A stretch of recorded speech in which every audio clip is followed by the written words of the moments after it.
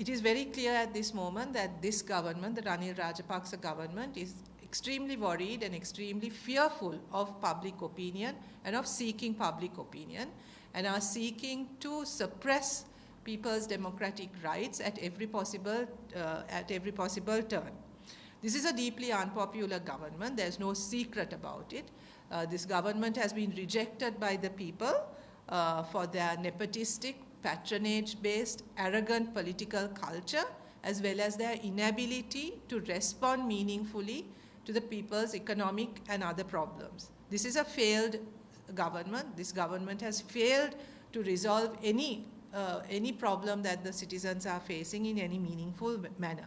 So rather than acknowledge that unpopularity and seek the public mandate, what this government is trying to do is to avoid any way in which the public can actually express their resentment and express their views about this government. This is happening in several ways. Already local government elections have been postponed. That these were due in March of this year. The local government elections have been postponed. The NPP has filed a case in the Supreme Court about this postponement, and we are hopeful that the judiciary will stand by the people of this country when they deliver their verdict, hopefully within this month or early next month. We continue to place our trust in the independence of the judiciary, and we are hopeful about the determination that the Supreme Court will deliver. But beyond that, the government is also, this deeply unpopular government, this government which has been rejected by the people of this country, at this moment is also attempting to spread rumors and also to demotivate people who are hopeful for a change and who are actually waiting for a change. We all know that 2024, a presidential election is due.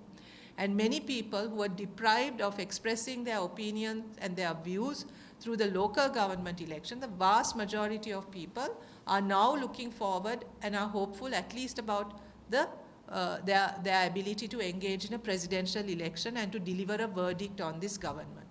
However, the government is spreading rumors and attempting at this point to create a discussion that rather than face an election, that they are prepared to abolish the executive presidency and thereby avoid holding an election even in 2024, and that for the next 2 years that there will be no further elections till 2025. This we see as an extremely anti-democratic and despicable move by a government that has completely lost people's mandate and has completely been rejected by the people of this country. At this point, we all know that the discussion about the executive presidency is a long-standing issue in our country. The NPP and particularly the JVP, one of the major political party within the NPP, has always stood for the abolition of the executive presidency. However, our position on abolishing the executive presidency has always been with a viewpoint to strengthening and furthering strengthening democracy within the country. It is very clear that the intention of this government, when it is talking about abolishing the presidency, has nothing to do with strengthening democracy. In fact, it is very much to do with further limiting democracy. So in that sense, this is not an attempt for a progressive reform of the Constitution. A constitutional reform that will further people's democratic rights. It is completely an effort to maintain their own power, to further limit people's democratic rights, and to remain in power by avoiding elections. So we want to categorically state at this point that the NPP will not fall into that trap, will not allow people's rights to be limited in this way, will not allow people's sovereign rights, their right to election, to be stolen in this way in order for a small group of corrupt, nepotistic, arrogant individuals to remain in power. This attempt to abolish the executive presidency is very clearly purely about remaining in power and nothing to do with the sovereignty or the democratic rights of the people. So we will oppose that in all, we will not allow that to happen. Any abolition of the executive presidency, it is very clear, it's not just about reforming one paragraph or one sentence in the Constitution.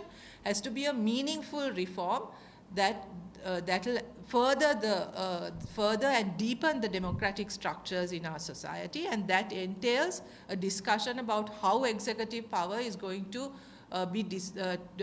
be transferred to the parliament and to within a cabinet system. And in that sense, we do not think that this parliament, which the people have rejected, have the ability or the intention of making that kind of progressive constitutional reform. So we will support the abolition of the executive presidency. We have always been very clear that this country cannot sustain an executive presidential system. We have always stood for a parliamentary system. We will support the abolition of the executive presidency only if Parliament will also be dissolved, because we do not see that we will not support any kind of initiative which will seek to extend the life of this Parliament, which has been rejected by the people, or to extend Ranil Wickremesinghe's hold over the government of this country. Any attempt to do that through constitutional games, we will not tolerate and we will not support. So that is very clear. We want to make our position very clear to the people of this country.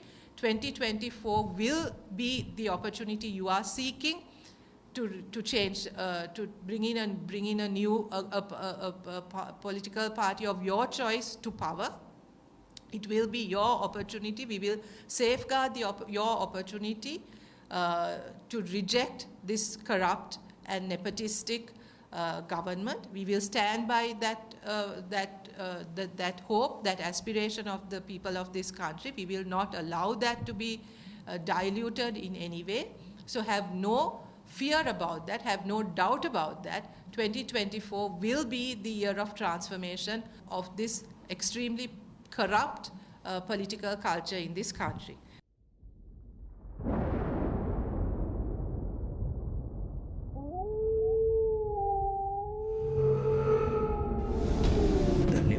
Report වාරණයෙන් තොර අපක්ෂපාතී වාර්තාකරණය